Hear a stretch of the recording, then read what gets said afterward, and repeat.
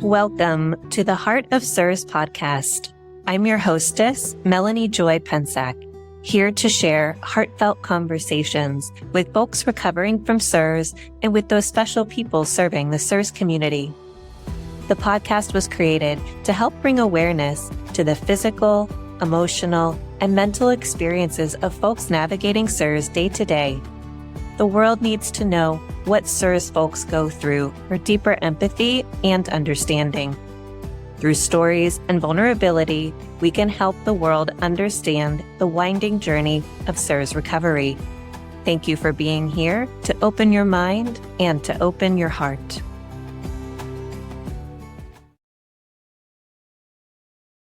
I am so happy that you are here for season 2 of the Heart of CIRS podcast. It's been really enjoyable to have conversations with everybody that has been on season 2, and I hope that you'll find the information and the stories to be of benefit in your recovery. For my entry for season 2, I wanted to discuss with you the potential of CIRS as a teacher. I am now entering into year 2 of my recovery from CIRS. I got my diagnosis officially about 2 years ago at the time of this recording, and I've had a couple exposures along the way. So my CIRS recovery has been up and down, not very straightforward, which I'm sure many people out there can relate to. And during this time, I have really leaned into meditation practice and reflection and contemplation and have learned lessons and have really become to understand CIRS as a great educator, CIRS as a great spiritual teacher. And so I just wanted to share with everybody today some of my reflections and learnings and hope that it helps you to maybe think about your recovery in a different way. It's really easy during recovery to fall into victim mode and to wonder why this happened. I've noticed in my own experience going through recovery that it's easier to notice the difficult at times. There are definitely periods where it has been easier to feel like the victim and to really wonder why in the world this happened to me. And I also noticed that it doesn't feel very good in my body to stay in that place for too long. It's very challenging, and it takes some practice to reorient the mind to also see that CIRS recovery has the potential to be beautiful too. I actually feel like CIRS recovery is difficult and beautiful. And it's something that we can hold. We can actually hold both of these ideas at the same time. It's not about pretending that recovery is easy or beautiful all of the time.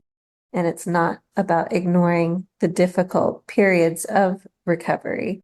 It's about helping the mind remember that beauty is still happening around us in the simple things, even when it is difficult. So sometimes getting a hug or texts, or noticing the sunshine, maybe noticing a soft pillow or a prepared meal, maybe a moment of kindness somebody offers you, sometimes a song, or even the way that you care for yourself can all be considered, something beautiful in your day. Some of the times that have felt difficult during the CIRS recovery journey are really around processing emotions. That's a huge part of recovery. It feels really important to have balance and equanimity to process emotions, which is something that can be cultivated and practiced through meditation or time in nature or time in prayer. But that really helps to promote emotional processing and to help prevent overwhelm and shutdown. Being aware of remaining centered needs some mindfulness. Sometimes we need to develop the ability to stay grounded in the body and letting the limiting stories of the mind that tell us that we're never going to heal or that this is the end of our life experience, really letting those unravel, letting the emotions flow so that you can then move forward and not get those emotions stuck into the body. People often ask me about processing emotions, probably the most in regards to meditation and CIRS recovery. And what I find is that it's really important that people are actually in their window of tolerance to be able to begin to feel their emotions and process them. And so what that means is the window of tolerance is where your nervous system is grounded and steady enough with capacity to explore some of the difficult feelings. So working through the emotions to release it requires you to be in a window of availability for that process. And so many times people talk about feeling the feelings to heal, and yet we don't want to dive into that during a state of overwhelm either. And so sometimes there needs to be nervous system regulation activities such as somatic practices like movement or walking or bouncing or tapping. There could be listening to music or petting an animal or getting in nature. Sometimes those practices are really needed prior to being able to sit quietly with the emotional content of CIRS recovery. And while it's so important to process the more challenging and difficult emotions, we also want to be present to those really wonderful moments that happen when something shifts on the CIRS recovery path. I get really excited when people have a day or a small win or even a big win where they wake up and they begin to feel a little bit different. So sometimes that idea may seem really far away or out of reach. I get that. But when you get out of your exposure and you get on binders and you do the work required to stay clean and consistent in a routine with your medications and your supplements and mental health care, there is the opportunity for shifts to happen. And the body will show you this, but it only shows you this when it's really ready. In my own experience going through CIRS recovery, a lift of brain fog or a day with some improved energy or less fatigue or pain would really just arrive out of the blue. And it was such a true gift to remind me to keep me going. And I'm so grateful for a meditation practice because that allows me to be present enough to notice the feelings of contentment and excitement and happiness that happen in the body when these shifts occur. Sometimes, if we're moving too quickly or not paying attention, we can miss these really exquisite moments of change that begin to happen. And I know this will happen for you too, feeling the shifts, subtle sometimes, sometimes they're large. I know that that will happen for you as you recover too. It's really amazing to me how human beings can be in the midst of something so difficult and so challenging like CIRS recovery, and yet can still be grateful for their body, grateful for the care they're giving themselves, grateful for their communities. It really takes a network of people to recover from this illness, from doctors to pharmacists to Amazon drivers to UPS delivery folks to the blood lab people to, gosh, there's so many people that actually helped me in my recovery too with deliveries and running errands. And it's sort of endless, the amount of people that are helping me to recover. And it really brings me great joy, even just thinking about those people. But also, when I see other people in meditation class expressing gratitude in the midst of some really difficult challenges, it's really inspiring to remember that we have that capacity as humans. Another learning that I've had in my own experience and that I've seen with working with others through meditation classes and workshops, I've seen this realization that there is an inner critic that can impact and try to sabotage the CIRS recovery. I know for me, the inner critic has shown up as the perfectionist who wants everything to go smoothly and go perfectly and go in order. And I want a guarantee that if I do the right things, everything is going to work out exactly as it's supposed to. And the reality is that we live in a world that there are other conditions and things happening and we are not in control. And so sometimes things don't go according to planned. And I know my inner critic, the perfectionist, will show up having a lot to say when things don't go so perfectly. The inner critic can show up as the controller, like I mentioned.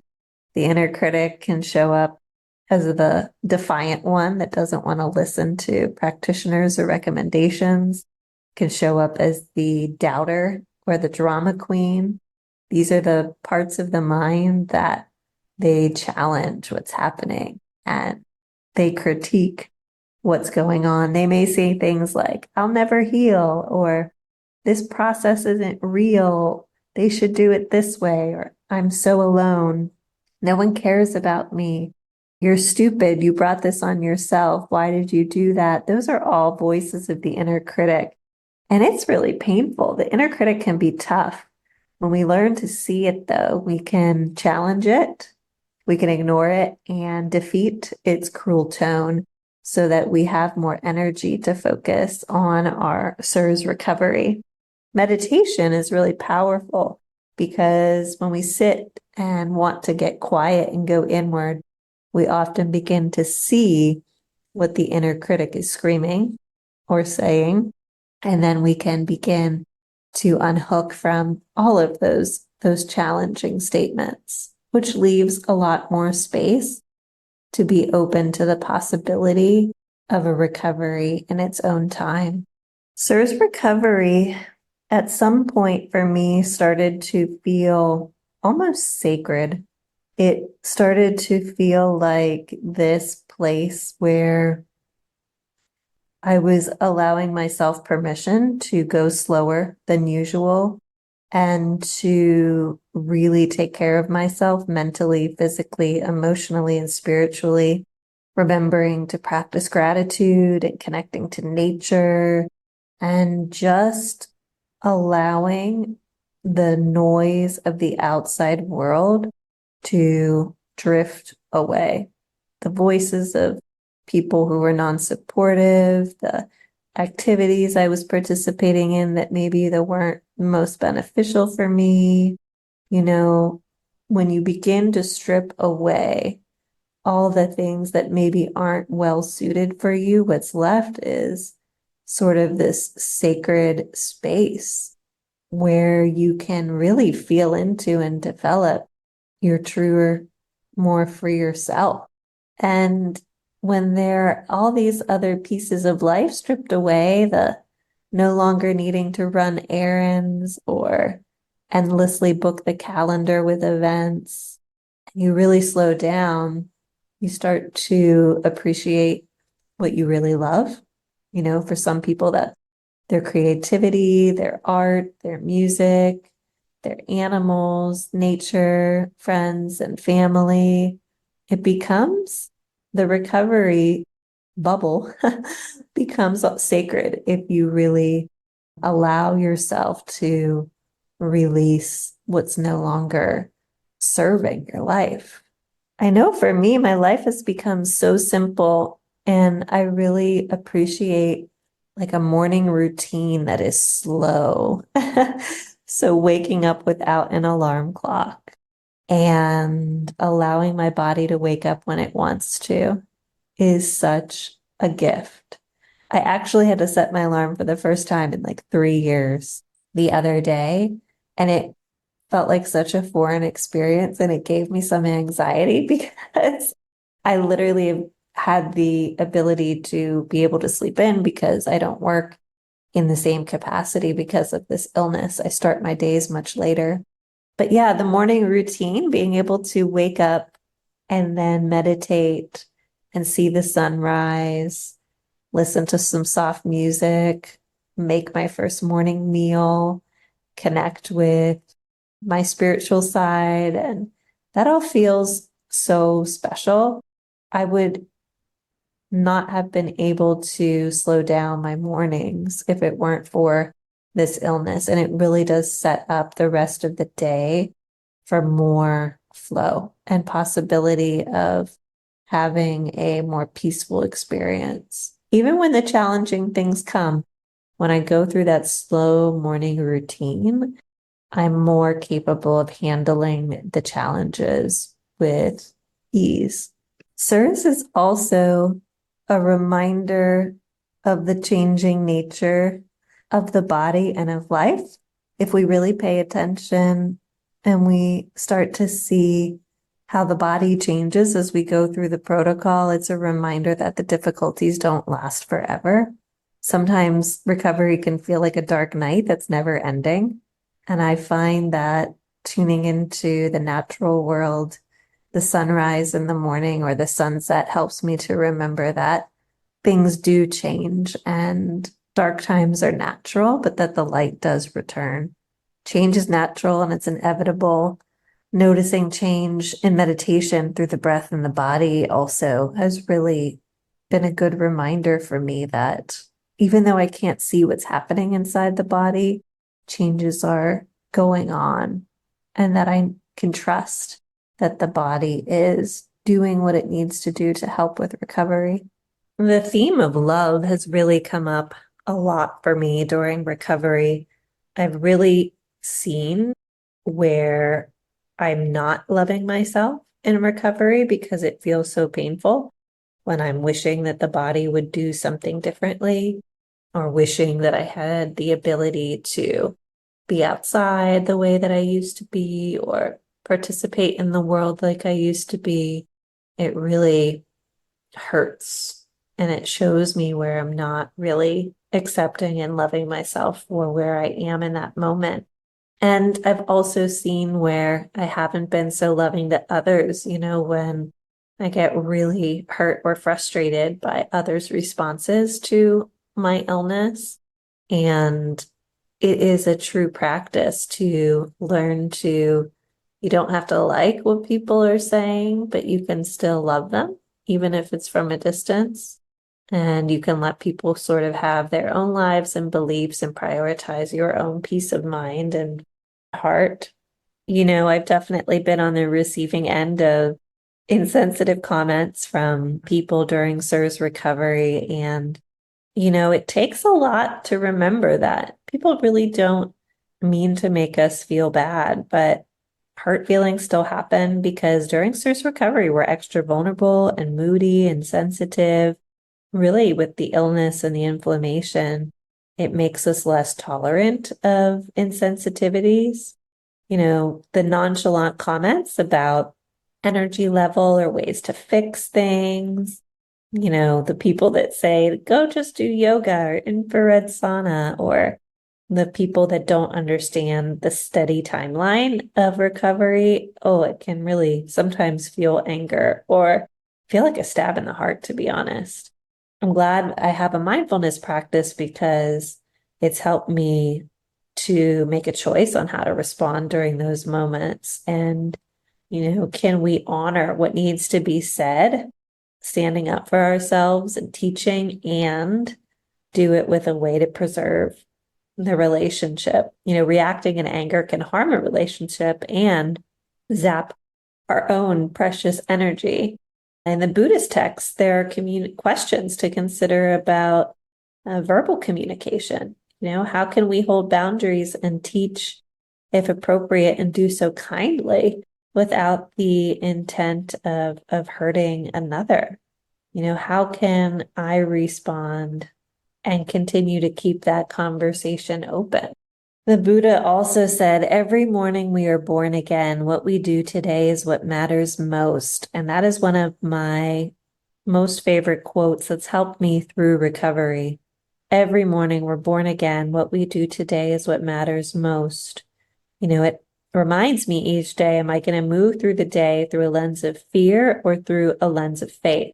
And it really does point to the ability that even if the day before was really difficult or I did something that wasn't helpful, that the next day is a place of making a different choice. We learn from everything that we do. One of the places that you can explore and practice mindfulness and make a choice every day is really about how are you going to react to ongoing CIRS symptoms. Do you respond to yourself kindly and offer yourself grace? Or do you react and reject what's happening, which causes more tightening or pushing away of what's happening in the body? We can learn to see our responses to CIRS symptoms through meditation or contemplative practice or somatic practice, and we can make a choice on how we're going to handle them if they come up again. Every change we make to respond to ourselves with care really does have a cumulative effect on our heart, body, and mind, which helps to fuel our recovery in a positive way. I don't know if anybody else out there can relate, but sometimes CIRS recovery can feel like Groundhog's Day. There can be days or weeks or months that go by where it's rinse and repeat. CIRS folks, wake up tired, sometimes drag through the day, through the essentials, fall into bed thinking, I can't believe I got through another day, and then go through the same routine over and over. And it's so common for feelings of frustration with what is, or grasping for what you want life to be, or resenting the CIRS life to come up. It's totally natural. And I guess my question for you, is there a way to, instead of mentally and emotionally fighting the situation, to find ease in the daily essential chores? Can you relax physically into what you need to do? I know I would often find myself completely tensing up before I would need to clean or something, which does not help the process. Is it possible to shift the mindset even for a brief amount of time to be present to your body in the shower, while swallowing supplements, while cleaning? Is it possible to relax into the simple, unglamorous parts of CIRS? And if we were able to do that, what would happen? I know that for me, sometimes I have days that are actually quite enjoyable, even when I feel less than optimal. And sometimes I can't believe that, given the condition of my body, that I actually have an enjoyable day. It's pretty beautiful. I think that's one of the true fruits and gifts of a meditation practice.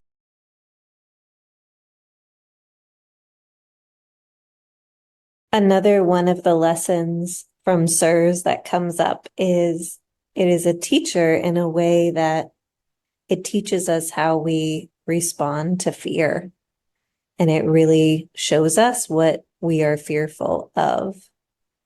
My journey was so intense, and I really had to face my fear of death and a fear of vulnerability and a fear of having to depend on others. And we begin to see all of our fears when we go through this really vulnerable experience. Fear is something that pulls us more into a contracted state, and it actually feels tight in the body. Fear can feel squeezed. It can feel like blocks. It can feel locked.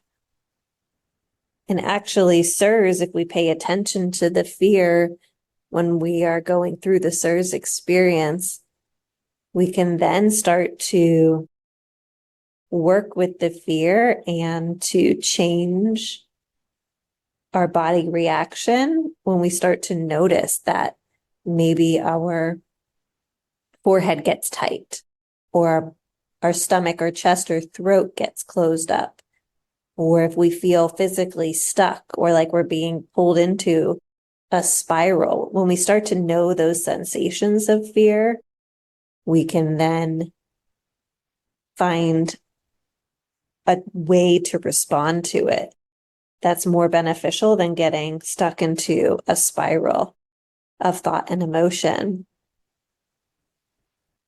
Something that's really helped me with fear is opening up into nature in the sky.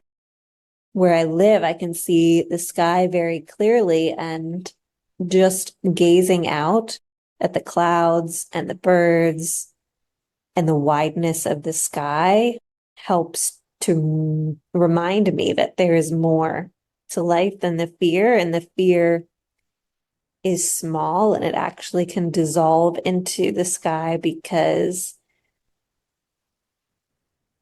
we are part of this big, enormous world, and our fear is quite small. And so we can offer it into nature and we can let nature have its way with it so that we can release it and move forward feeling less afraid.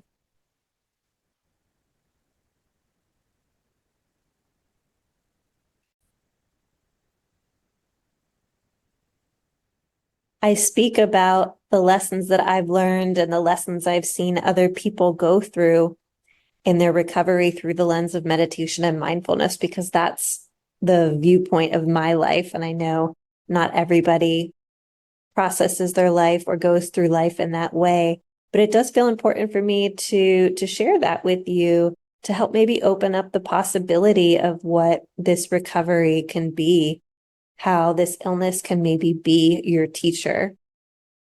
I know for me, it's really helped me to deepen my spiritual life.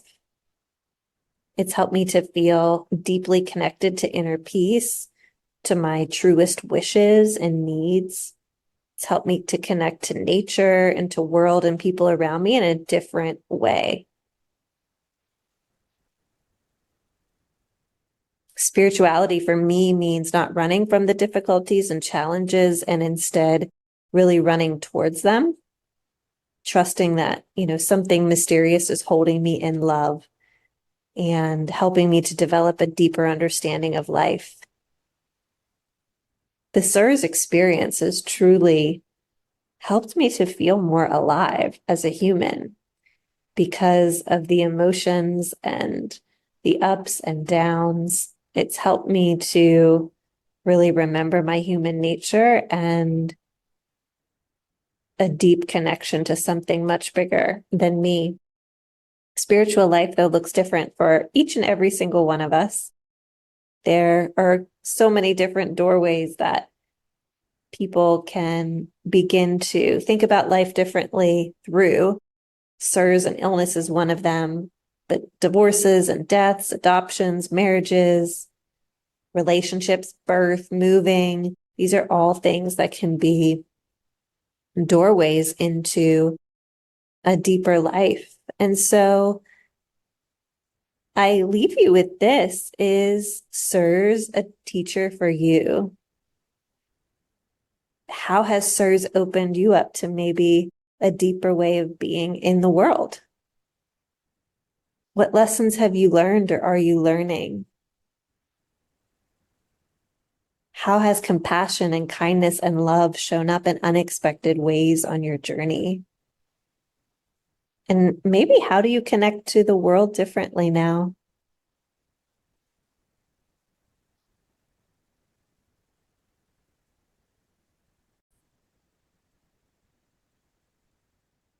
I'd like to finish my offering today by saying thank you for listening to my musings and reflections, and then through offering a meditation, just a short practice for you to ground and to settle into where you are and to feel connected to this beautiful earth.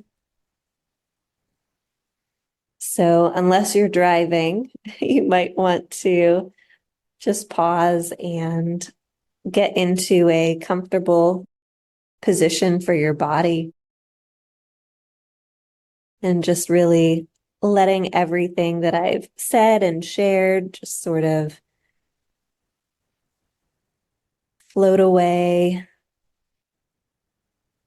to be released, maybe like clouds going through the sky or dropping a heavy backpack. Just let all the words really dissolve and come into your body.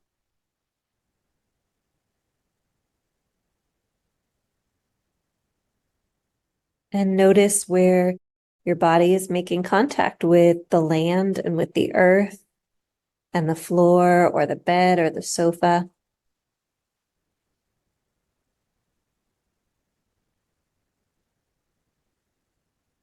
Maybe feeling the heaviness and the weight of your body.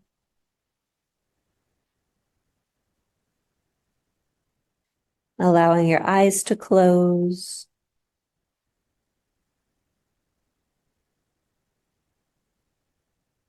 Allowing your shoulders to roll away from your ears and letting your hands and arms find a comfortable place.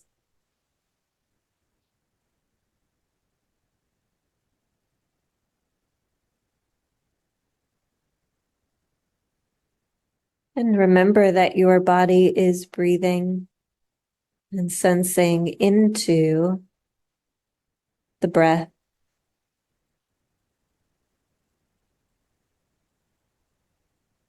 So naturally noticing the rise and fall of the belly or the chest.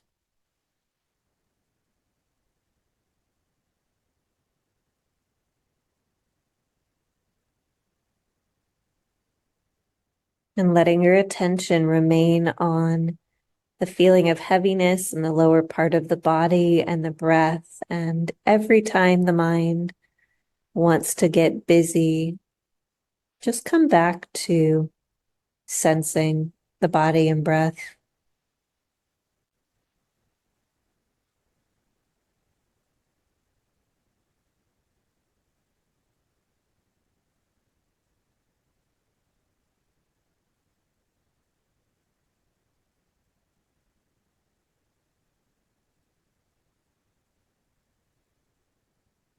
And not trying to change your breath in any way, but just following its own natural wisdom and rhythm.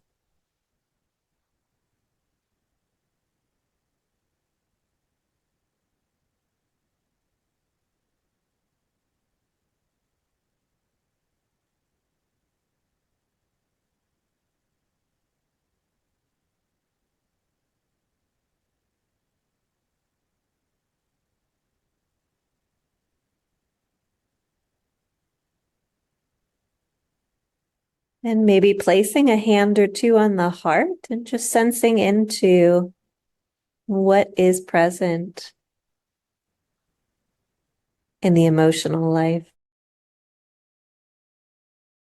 And just letting whatever wants to express to move through the body, if that's available to you right now.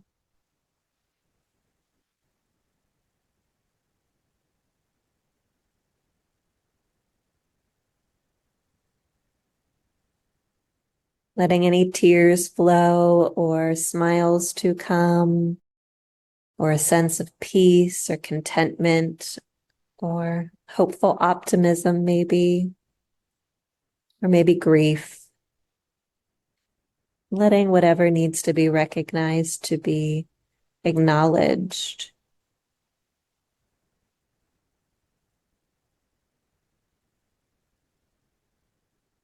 Remembering your body is always grounded and your body is breathing you. And sensing into the sensations is a way to ground and regulate.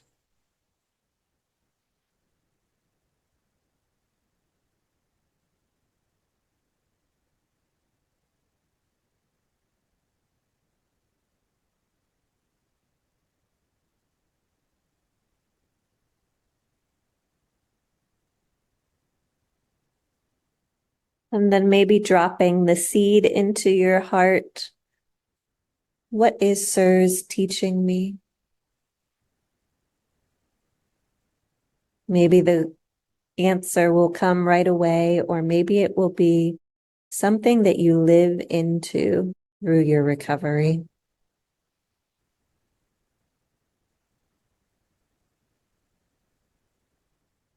And allowing yourself to meditate and stay in this way for as long as it feels comfortable. Thank you for practicing. Thank you for listening. And may we all recover together.